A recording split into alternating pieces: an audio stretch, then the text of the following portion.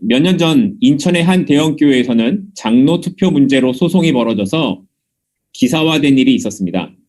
투표에서 떨어져 장로가 되지 못한 사람들 측에서 당회를 대상으로 소송을 한 것이었는데 이미 1차 투표에서 문제가 발견되었음에도 다시 치러진 그 투표에서 부정용지가 발견되는 등 여러 가지 문제가 있었다라는 것 때문에 소송이 시작된 것이었습니다. 또 다른 한 인터넷 사이트에서는 엄마 교회에서 임직식을 하는데 그 비용 내는 것 때문에 딸이 올린 글이 화제가 되었다고 합니다. 오랫동안 교회를 다닌 엄마는 이미 몇 년 전에 교회에서 권사를 하라고 권유를 받았지만 임직식에 들어가는 비용 때문에 하지 않겠다고 했었다라고 합니다. 그런데 이번에 또 거절을 할 수가 없어서 권사 임직을 하게 되었는데 그 임직식 비용과 선물 그리고 교회에 뭔가 기증을 해야 하는 것까지 그 비용을 엄마가 감당해야 한다는, 결국에는 그것을 자녀들이 나누어서 냈다는 그런 내용이었습니다.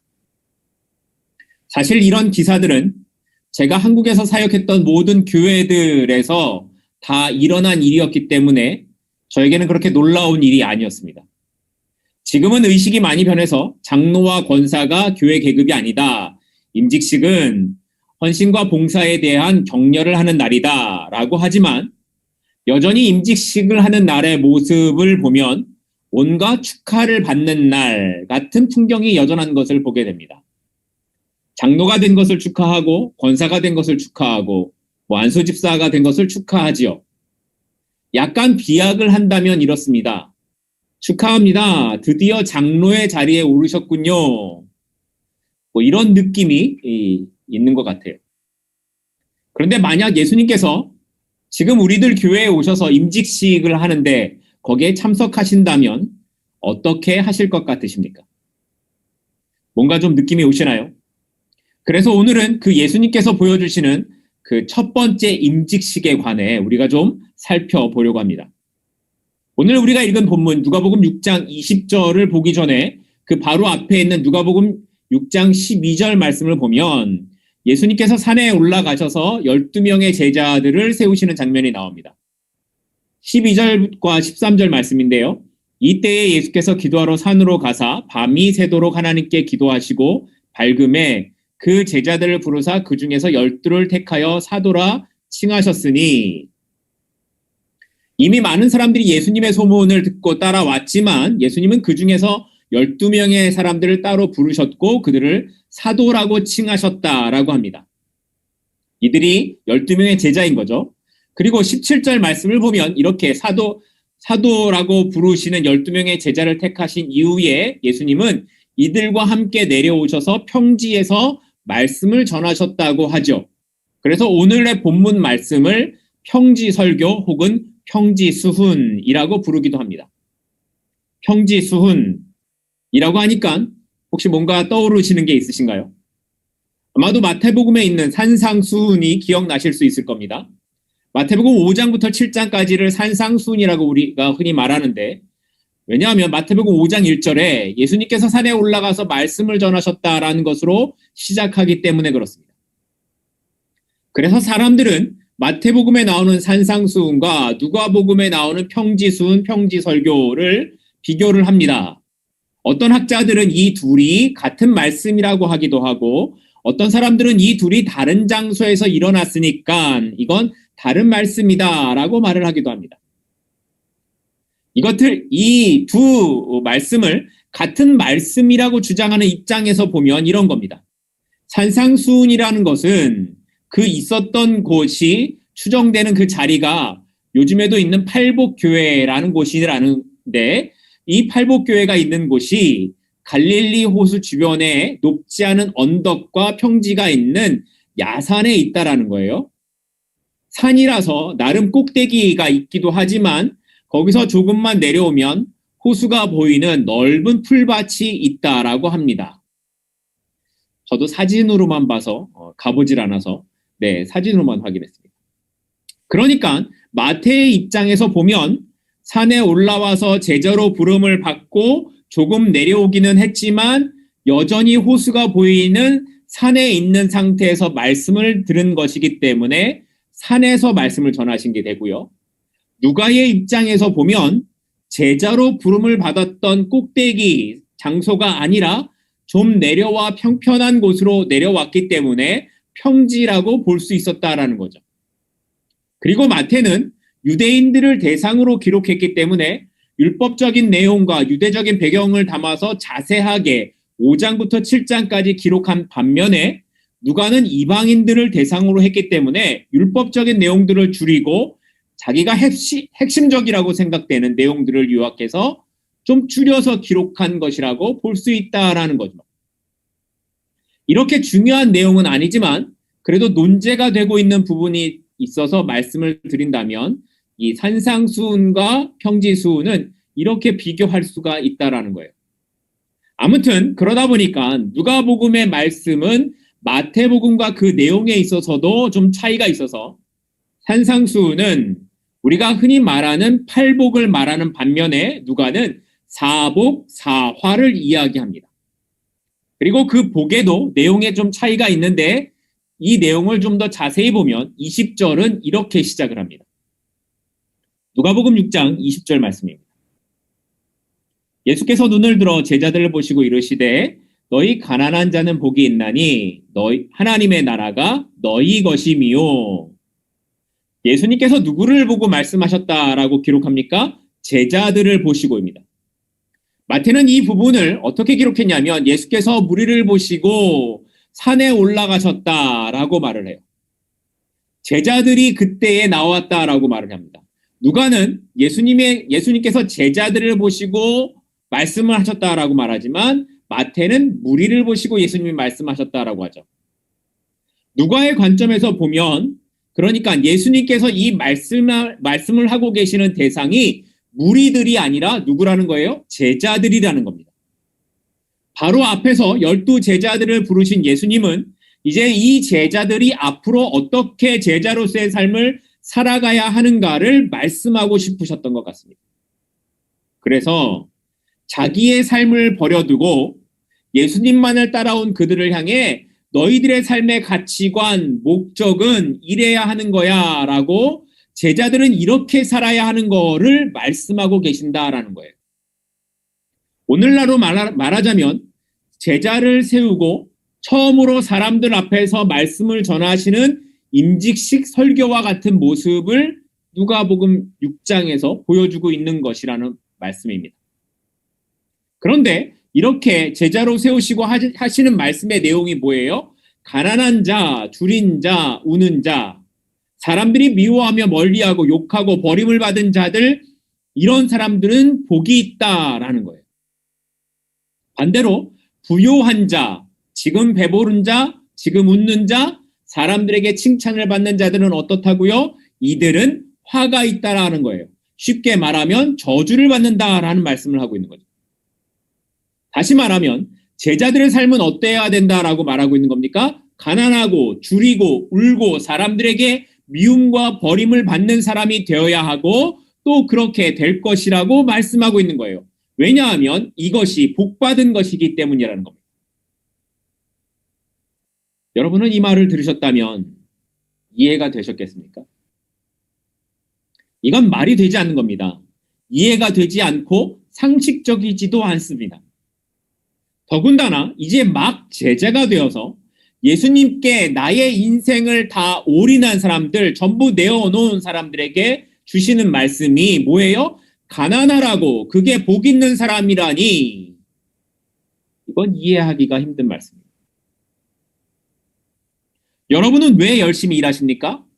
가난하려고, 배고프려고 열심히 일하시나요? 아니죠. 우리가 생각하는 복받은 삶이란 당연히 좀 배부르고 웃고 부유하고 사람들에게 칭찬을 받는 게 그게 복된 인생이라고 생각합니다. 그리고 그것을 위해 사람들이 열심히 살아가고 있는 겁니다. 그래서 아주 유명한 노래도 있어요. 무슨 노래냐면 잘 살아보세, 잘 살아보세, 우리도 한번 잘 살아보세. 처음 들어보시는 분들도 계신 것 같은데. 그런데 예수님의 말씀은 뭐예요? 아니라는 겁니다. 그렇게 잘 사는 길, 그 길은 화이고 불행의 길이라고 말씀하고 있는 거예요. 우리가 생각하고 있는 것을 뒤집고 계시는 거죠. 예수님은 가난한 사람이 복받은 사람이라고 말씀하시는 겁니다. 이해가 되지 않는 말씀을 하시는 거예요. 그래서 이 이해되지 않는 것 때문에 사람들은 이 말씀을 산상수훈과 비교해서 이건 심령이 가난한 사람이라고 해석을 하는 경우도 있습니다. 마음이 가난한 사람이 복이 있다, 이렇게 보는 거죠. 영적으로 갈급한 사람이 복이 있다라고 해석을 하는 거예요. 그러면 예수님이 말씀하신, 누가가 얘기한 가난한 사람에 대해서 쉽게 이해가 되기 때문에 그런 거예요. 그런데 누가는 독자들의 이런 의도를 알았는지 이 가난하다라는 단어를 쓸 때 푸토코스라는 단어를 씁니다. 이 단어는 그 용도가 절대적으로 가난할 때, 쉬운 말로 찢어지게 가난할 때 쓰는 단어가 이 푸토코스라는 단어입니다. 그날 벌어 그날 먹고 사는 사람들로서 사회적인 약자들, 보호받지 못하는 사람들을 가리킬 때 이 단어를 쓰고 있다라는 거예요. 그러니까 누가는 문자 그대로 가난한 사람들을 말하고 있는 겁니다. 진짜로 먹고 사는 게 가난한 사람이 복이 있다라고 말하고 있는 거예요.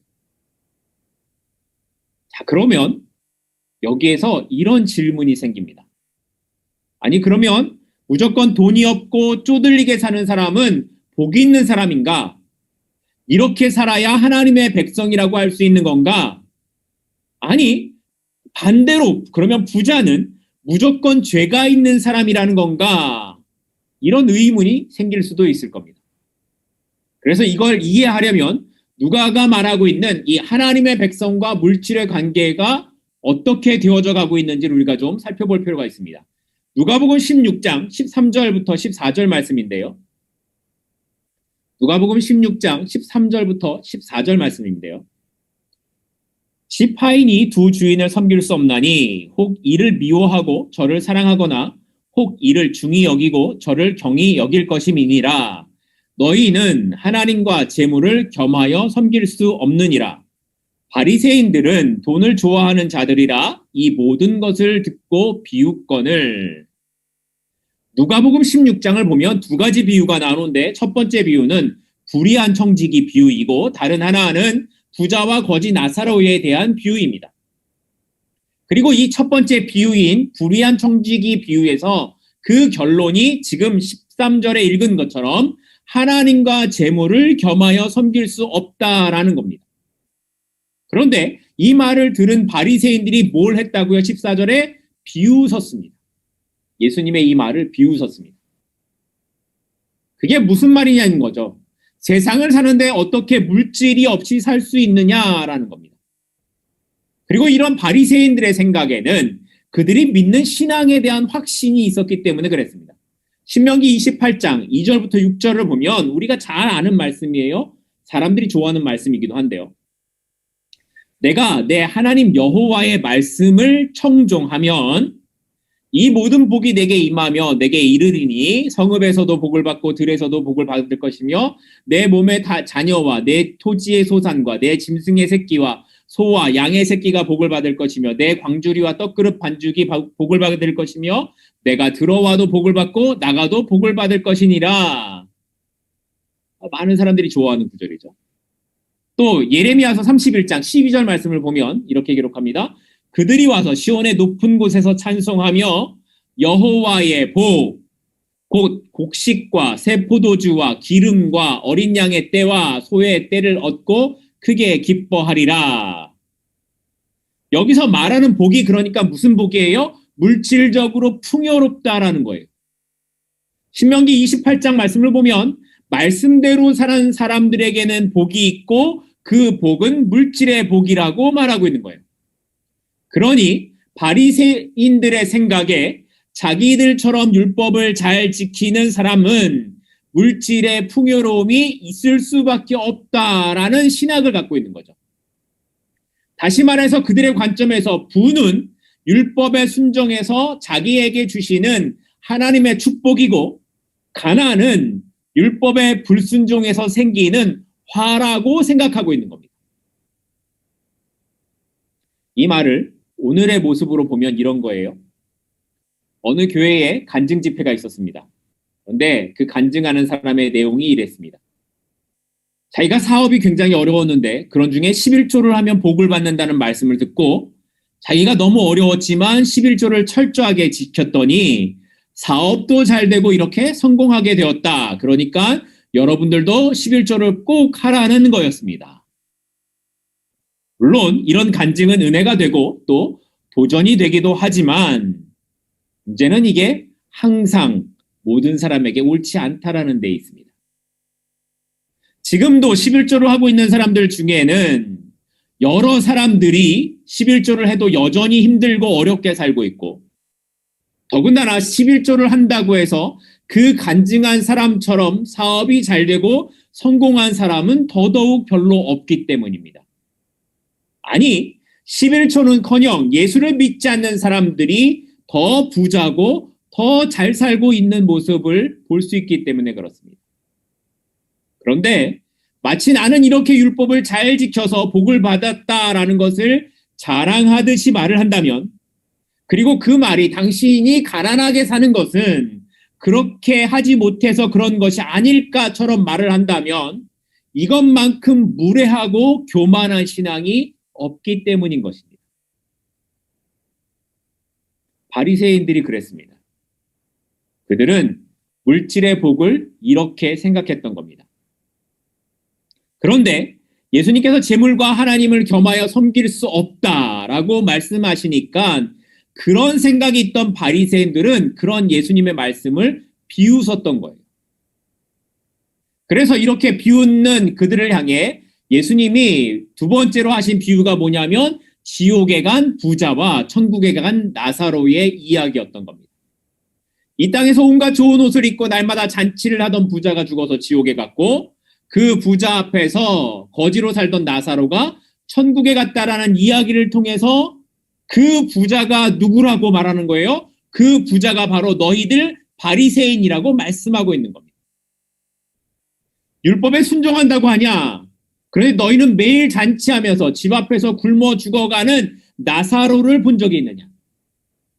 너희가 율법에 대해 그렇게 지킨다고 하지만 가난한 자를 무시하고 연약한 사람들을 돌아보지 않는 너희만 알고 자기 중심적으로만 인생을 살고 있는 사람들이 너희이지 않냐?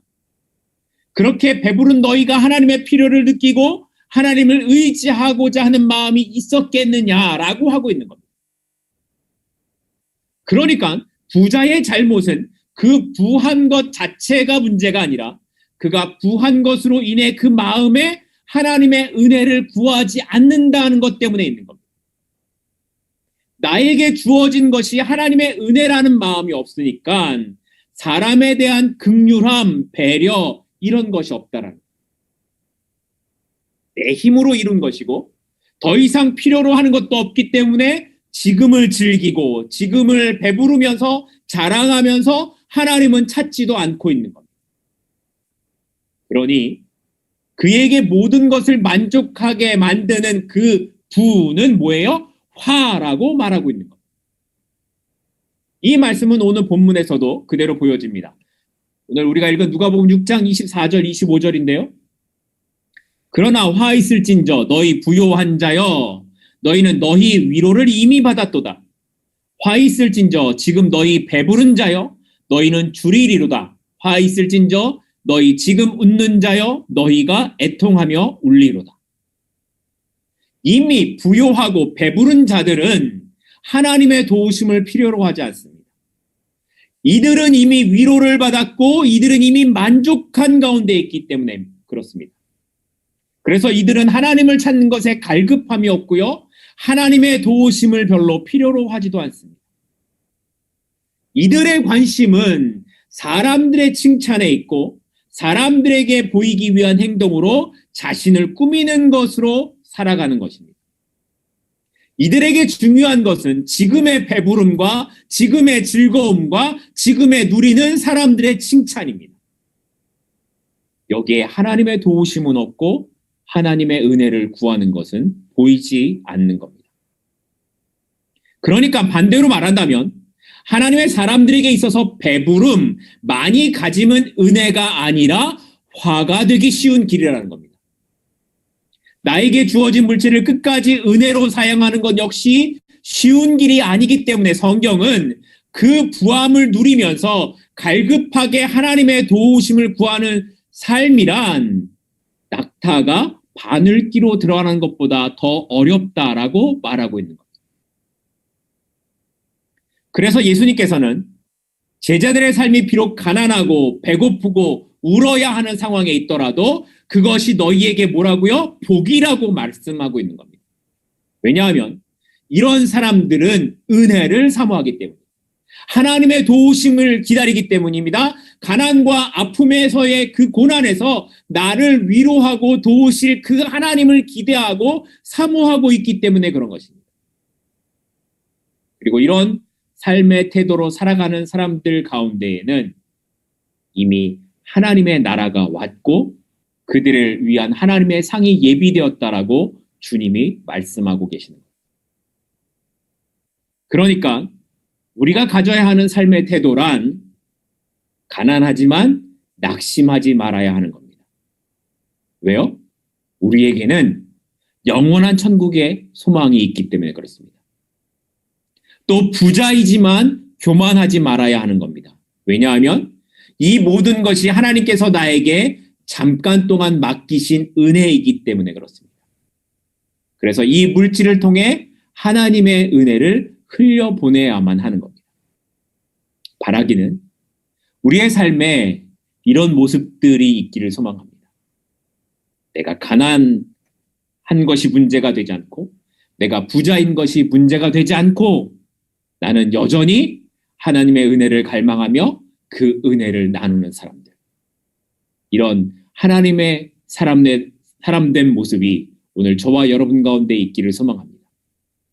그런데 우리는 이 말씀을 보면서 왜 가난하고 배고픈 게 복이고 부하고 배부른 게 화일까 이해할 수 없는 생각들을 갖게 되지만 사실 이 말씀을 듣고 있는 제자들은 이것이 자신들을 위로하고 격려하시는 말씀이구나를 금방 이해할 수 있었습니다.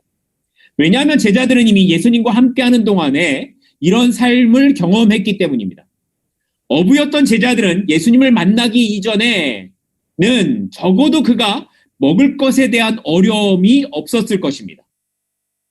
또한 물질적으로 부유했던 세리 마태는 더더욱 배고픔에 대한 경험을 하지 못했을 겁니다. 그런데 이들이 제자가 되었고 제자의 길을 가는 동안 이들은 배가 고파서 길가에 있는 밀 이삭을 따서 먹어야만 하는 일이 있습니다. 이들은 가는 곳마다 예수님에게 적대적인 바리새인과 서기관들의 비난과 시선을 받아야만 했습니다. 이미 우리가 누가복음을 살펴보면서 봤던 그 짧은 시간들 속에서 제자들은 예수님과 함께하는 제자의 삶이 배고프고 힘들고 비난을 받아야 하는 것이라는 것을 몸으로 느끼고 알았던 겁니다. 그래서 예수님은 드디어 12명의 제자를 뽑으시고 나서 너희들이 이렇게 힘든 길을 가겠지만 너희 가운데 하나님의 나라가 이미 임했고 예수님이 그 가운데 계시기에 하나님의 나라가 이미 임했고 너희들에게 이런 상급이 준비되었다라는 것을 말씀하고 격려하고 계시는 겁니다. 그러면서 그 가난과 부함을 대조하는 이야기 끝에 이렇게 말씀하세요. 6장 23절이에요. 누가복음 6장 23절 뒷부분 마지막 부분에 그들의 조상들이 선지자들에게 이와 같이 하였느니라. 또 26절 마지막 부분에 보면 그들의 조상들이 거짓 선지자들에게 이와 같이 하였느니라. 이게 복 있는 사람들은 그 끝이 선지자들에게라고 말하고 있고 화 있는 사람들은 그 끝이 거짓 선지자들에게라고 말하고 있는 거예요.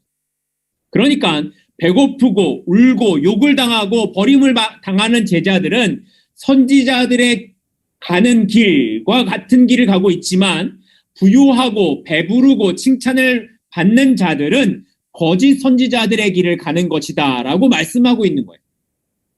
이것을 다르게 말하면 너희가 앞으로 제자의 길을 가는 동안에 가난하고 배고프고 때로는 울고 싶은 일이 있고 사람들에게 욕을 당하고 배신당한다고 해도 이상하게 생각하지 말라는 거예요.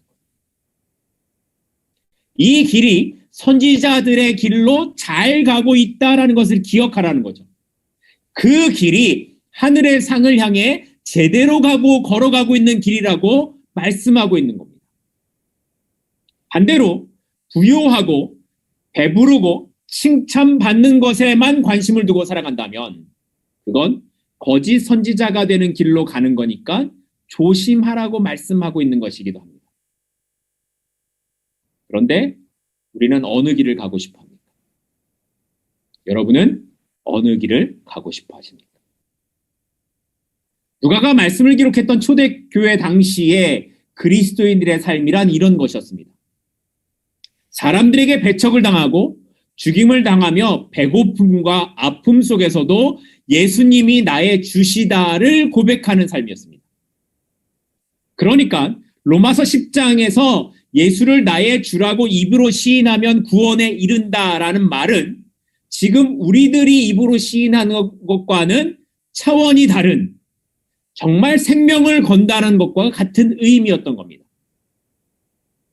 이런 배경에서 누가는 앞으로 이 글을 읽고 이 누가복음을 읽고 제자의 길을 가게 될 사람들에게 예수님이 자신들에게 하셨던 말씀을 전하고 있는 겁니다.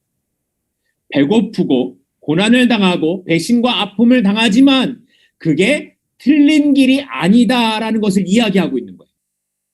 세상에서 볼 때에는 너희가 잘못 가고 있어 라고 말하는 것 같지만 그 길이 맞는 길이라고 말씀하고 있는 겁니다. 여러분이 예수를 믿었기 때문에 그래서 말씀대로 살려고 해서 세상에서 말하는 성공의 길을 가지 못한다면 잘 가고 계시는 겁니다. 맞는 길을 가시는 겁니다. 그 길이 선지자의 길이고 그 길에 주님이 함께 하신다라는 거예요. 그래서 누가는 오늘 이 말씀을 통해 너희도 이 길을 갈 수 있겠냐고 묻고 있는 겁니다. 아니, 우리에게도 이 길을 갈 수 있는 믿음과 용기를 주십시오라고 기도해야 된다라고 말하고 있는 거죠. 세상이 보여주는 부가 아니라 주님이 함께 하시는 가난을 향해 갈 수 있는 용기와 믿음으로 제자의 삶을 감당할 수 있게 해달라고 기도해야 한다라는 것을 말하고 있는 거예요. 오늘 저와 여러분이 그 기도에 동참하실 수 있기를 소망합니다. 하나님, 세상이 말하는 부의 길로 가서 내가 그 부자와 같이 영원한 지옥 가운데 떨어지는 자가 아니라 비록 내가 가는 길이 세상에서는 가난해 보이고 세상에서는 배고픈 것 같아 보이고 세상에서 말하는 것에는 어리석은 것 같아 보이지만 그러나 이 길이 주님이 기뻐하시는 길이라면 이 길을 갈 수 있는 믿음과 용기를 주십시오. 그 소망을, 그 다짐을 할 수 있는 저와 여러분이 될 수 있기를 소망합니다.